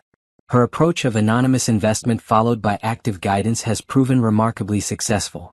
As she launches Robinson Capital Management, many are watching to see what she'll do next. The response was immediate and overwhelming. My email filled with requests from companies seeking investment, from individuals wanting financial advice, from women asking how I'd built my wealth. My phone rang constantly with opportunities, partnerships, and interview requests. I hired Candace full-time as my chief financial officer. Rachel brought in 2 colleagues from her consulting network, both brilliant analysts with tech expertise. By the end of the month, Robinson Capital Management had a team of 5 and a pipeline of potential investments worth reviewing. But not everything was smooth. The fallout from the board meeting rippled through the Hutchinson family in ways I hadn't fully anticipated. Robert stopped attending board meetings in person, appearing only by video call. When he did appear, he was quiet, diminished. The oversight structure I'd implemented was working. Financial decisions were reviewed carefully. Strategic plans required board approval. The company continued to grow, but now it was truly a team effort rather than one man's ego project. Brandon, I heard through various sources, had taken a leave of absence from the company. He'd moved back in with his parents temporarily. Tanya had transferred to a different department to avoid the awkwardness. The affair was apparently fully over, killed by reality rather than sustained by secrecy. Patricia, surprisingly, reached out one more time. This time through Jerome, requesting a formal meeting. I debated refusing, but curiosity won. We met at a neutral location, a quiet restaurant on a Tuesday afternoon. Patricia arrived alone, dressed simply in a navy dress. She looked older than I remembered, tired. "Thank you for seeing me," she said as we sat down. "I know you have every reason to refuse." "Why did you want to meet?" I asked directly. "To apologize properly. Not through text. Face to face." She folded her hands on the table. "Simone, what we did at that dinner was cruel. Offering you money, insulting your background, treating you like you were worthless. It was wrong." Yes, it was. I let my concerns about Brandon's future override basic human decency. I let Robert's opinions about proper society match his influence how I saw you. I judged you based on your clothes and your job without ever trying to know who you actually were. "You tried to buy me," I said flatly. Like I was a problem that could be solved with cash. "I know." She looked down at her hands. "I've spent 2 weeks thinking about why I did that. The truth is, I was afraid. Brandon seemed happy with you, happier than he'd been with any woman from our social circle. But you didn't fit the image I had for his life. So I tried to remove you rather than questioning why the image mattered so much. And now I see that the image was meaningless. Brandon is miserable. Robert is diminished. Our family is fractured. And the woman we tried to throw away is thriving. We didn't just underestimate you. We revealed our own worst qualities." I said nothing, just waited. "I'm not asking for forgiveness," Patricia continued. I'm not asking for a relationship or for us to be friends. I'm simply acknowledging that we were wrong. Terribly, cruelly wrong. And that you had every right to respond the way you did. I didn't destroy your family out of revenge, I said quietly. I did what was best for the company. The fact that it hurt you was a consequence, not the goal. I believe that. Which makes it worse in a way. We treated you like an enemy when you were actually trying to help. Even with the company, you were making decisions that benefited everyone, including Robert, but he couldn't see past his ego. The waiter came and we ordered tea. After he left, Patricia spoke again. Brandon asks about you. Wonders how you're doing. He's finally starting to understand what he lost. He lost a wife who would have supported him through anything, I said. He lost that the moment he cheated.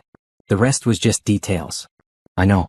And I enabled his worst qualities by emphasizing status over character. That's something I have to live with.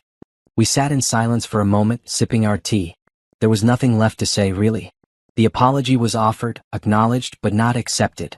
Some hurts ran too deep for simple forgiveness. I hope your new company succeeds, Patricia finally said. I've been reading about your approach to investing. Your mother would be proud. She would, I agreed. We parted cordially but coldly. As I watched her leave, I felt no satisfaction in her obvious regret. I felt nothing at all, actually. She was simply a person I used to know, connected to a life I'd left behind. That evening, I had dinner with Candace and Rachel to celebrate our first month as Robinson Capital Management. We'd reviewed 15 companies, invested in 3, and were already seeing promising returns. To new beginnings, Candace toasted. To women supporting women, Rachel added. To being exactly who we are, I finished. The next week brought an unexpected call. Thomas Morrison wanted to meet privately. I have a proposal, he said when we met at his office. Several members of the board and I have been discussing the future of Hutchinson Global Technologies. Robert is struggling. The oversight is working, but his heart isn't in it anymore. He's talking about early retirement. That's his choice to make, I said. We'd like you to consider becoming CEO. I stared at him. What? You saved this company. You understand it better than anyone. You have the financial expertise and the strategic vision. The board trusts you. Employees respect you. It makes sense. I just started my own company, which could continue under your leadership. Robinson Capital could even work in partnership with Hutchinson Global. You wouldn't have to choose. I shook my head. Thomas, I appreciate the offer. But I don't want to run that company.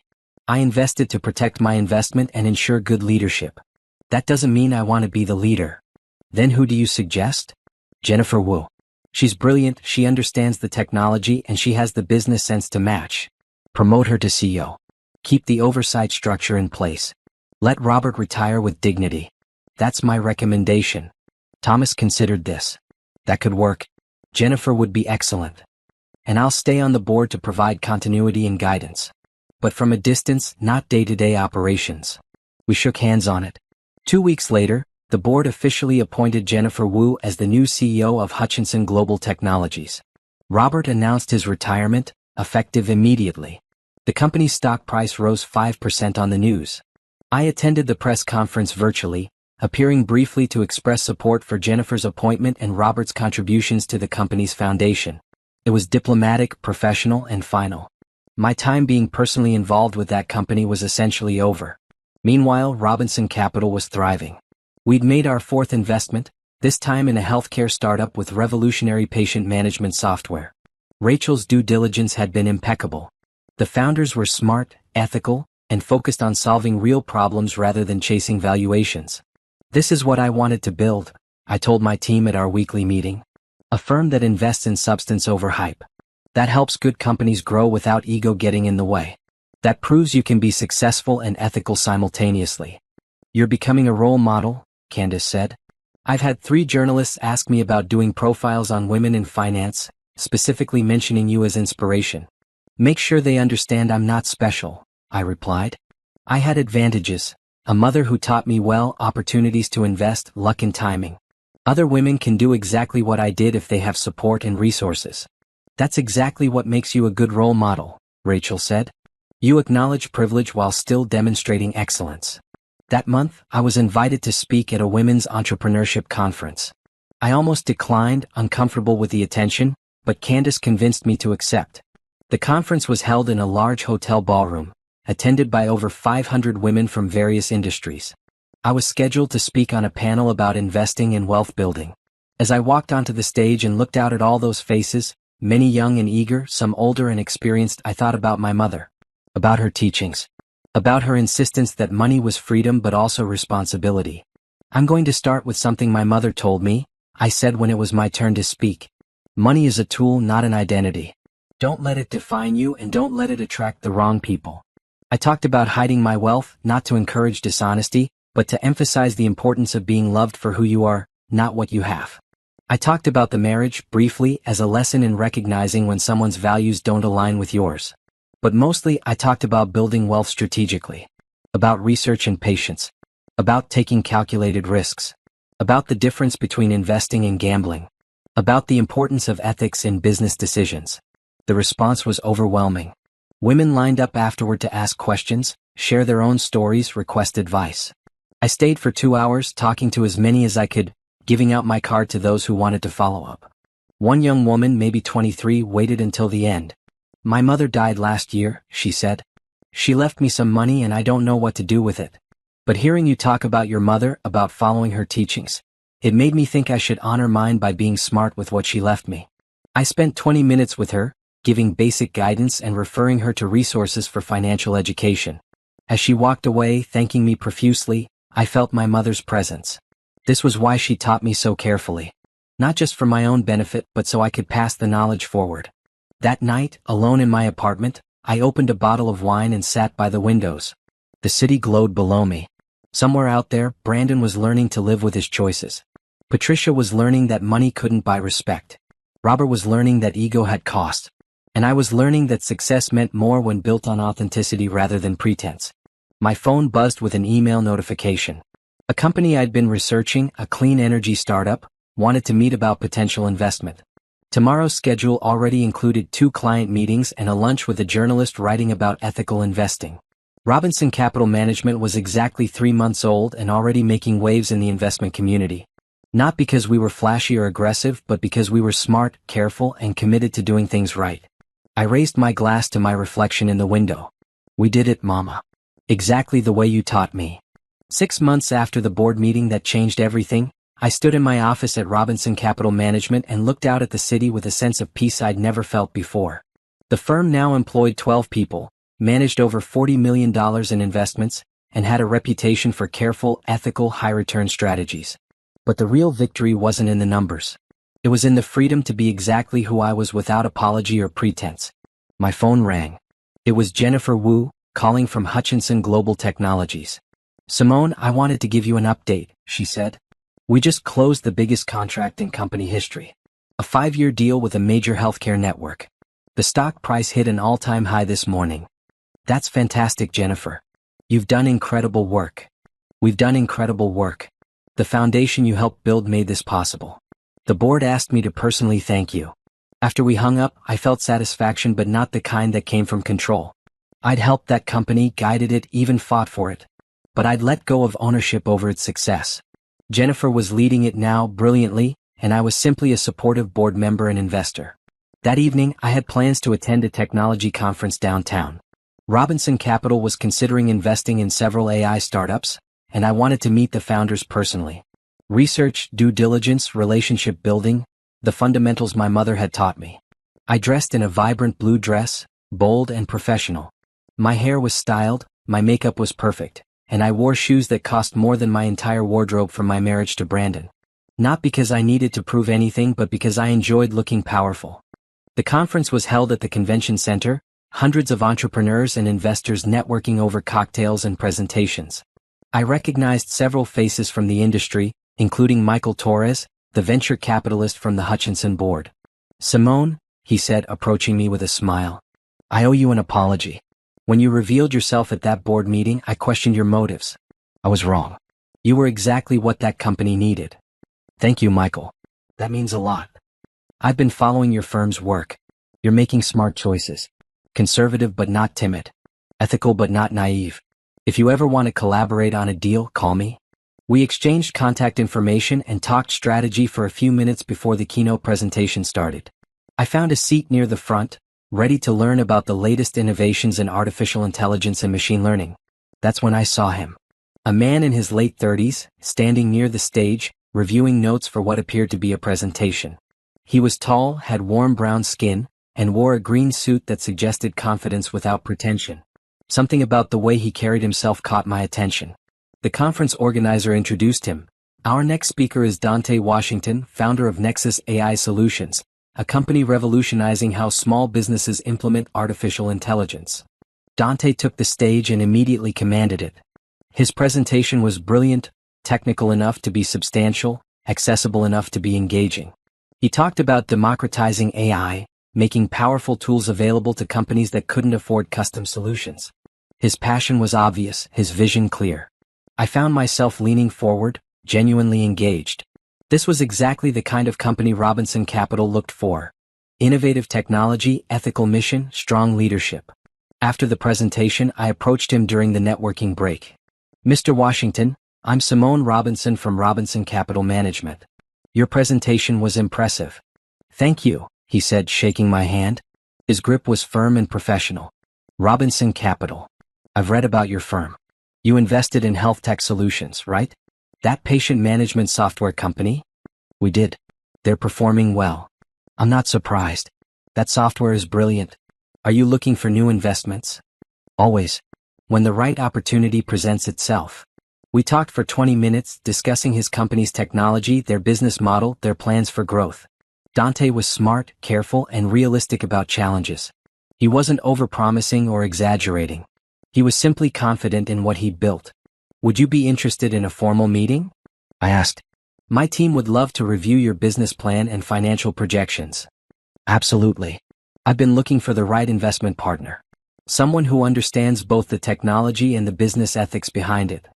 We exchanged information and agreed to meet the following week. As I walked away, I felt energized in a way I hadn't felt about business in a long time. This was what investing should be, finding brilliant people doing meaningful work and helping them succeed. The following week, Dante came to our offices with his CFO and Chief Technology Officer. Rachel conducted the technical assessment while Candace reviewed the financials. I asked questions about company culture, employee treatment, and long-term vision. Everything checked out. The technology was sound, the finances were solid, and the leadership was ethical. We offered a $2 million investment for a 15% stake in the company. Dante accepted immediately. This is exactly the partnership we were hoping for, he said. Not just money but strategic guidance from someone who understands what we're trying to build. Over the next few months, I worked closely with Dante and his team. We met weekly to review progress, discuss challenges, and plan strategy. The professional relationship was strong, built on mutual respect and shared values. But something else was developing too. A friendship, initially based on similar backgrounds and experiences. Dante had also grown up with a single mother who taught him about resilience and hard work. He'd also built his success carefully, refusing to compromise his principles for quick growth. He'd also experienced relationships where people valued his company more than him as a person. It's exhausting sometimes, he said during one of our lunch meetings.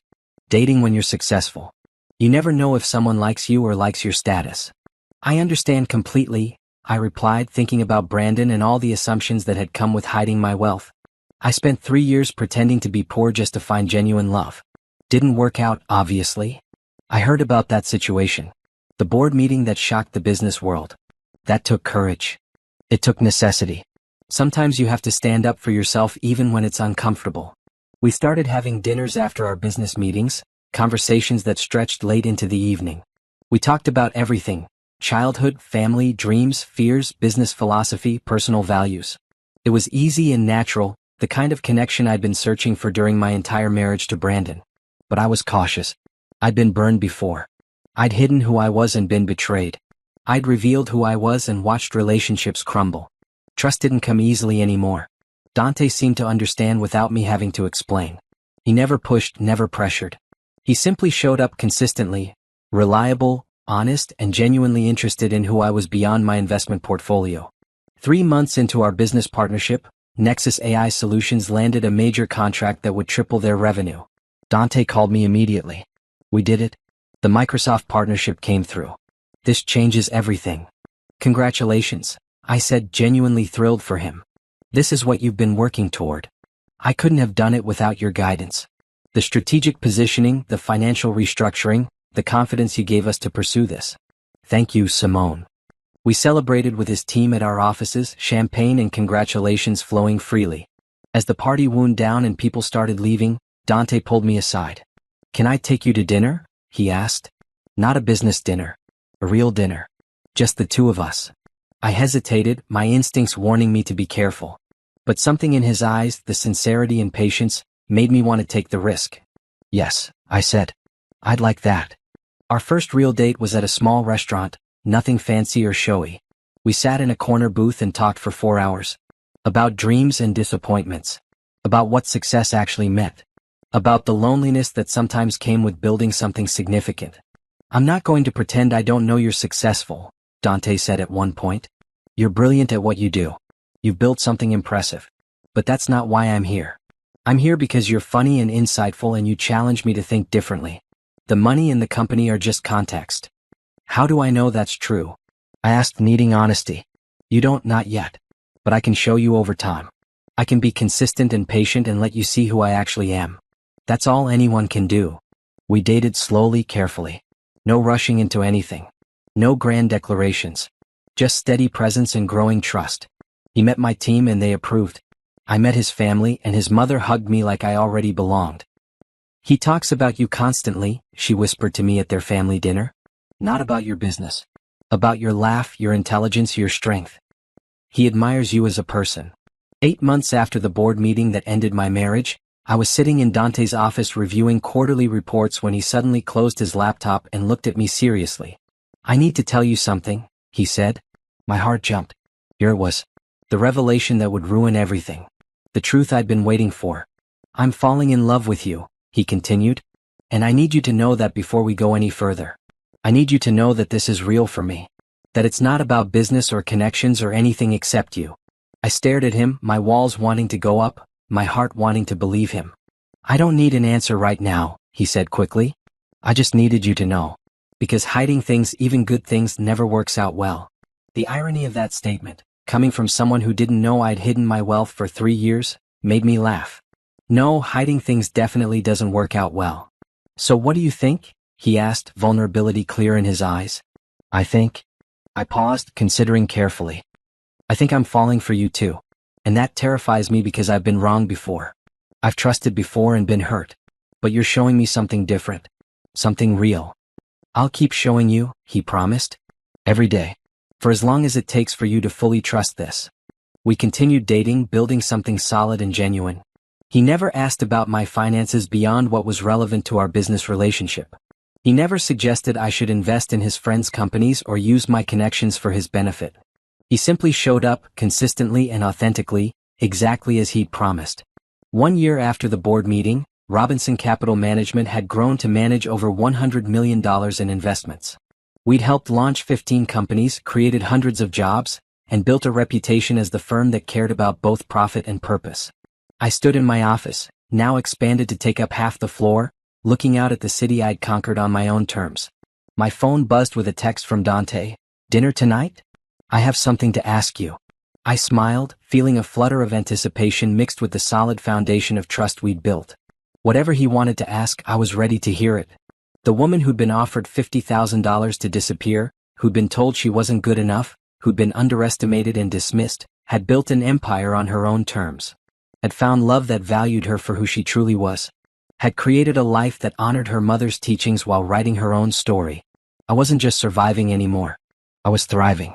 Rising higher than anyone who tried to hold me down could have imagined. And I was just getting started.